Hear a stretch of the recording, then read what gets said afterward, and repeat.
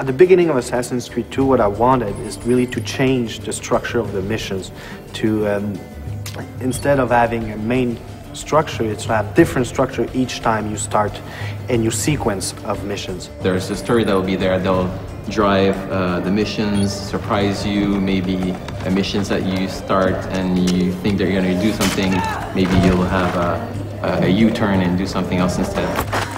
Hey, I remember you. You never know really what's going to happen next in Assassin's Creed 2. There's a little bit for everybody. We're really trying to make sure that the game appeals to as many people as possible. We have retry points still in AC2 with climbing puzzles. Then you'll have, collectible quests. There are crowd missions. There's the narrative mission. You have these missions that you can do to change your notoriety in the city. There's also the city life, which are just randomly occurring acts throughout the world. For example, we have the messenger. The messenger who sees Ezio, sees the player, will run away.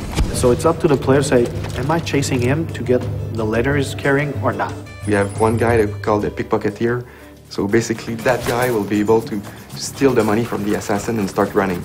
So what do? You continue your mission, or you go back to that guy to be able to get the money. Throughout the world, you're going to find exciting, memorable historical landmarks that also have interiors that you get to play through with lots of acrobatics and running and jumping. And these interiors lead to tombs that have been hidden for hundreds of years that only the assassins can find. You find these caves, you find old rundown castles, you can find a church. And you'll be, doing free running around the church to eventually find a hidden treasure. The player's going to be inside the Duomo, and that interior is one of the biggest interiors in Italy.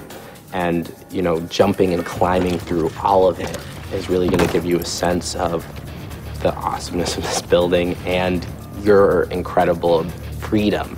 For sure, these moments will be like a wow moment. It's like having an extra game or extra games inside the game that you bought.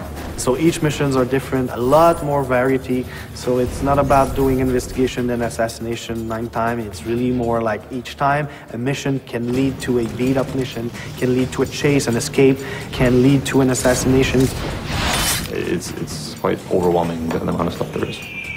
Well, having more missions requires us ultimately to have more cutscenes and more cinematics, but I think we're adding a lot of value to these to the player. Like a couple of examples of this is you could still control the camera like you did in AC1. People like that feature a lot.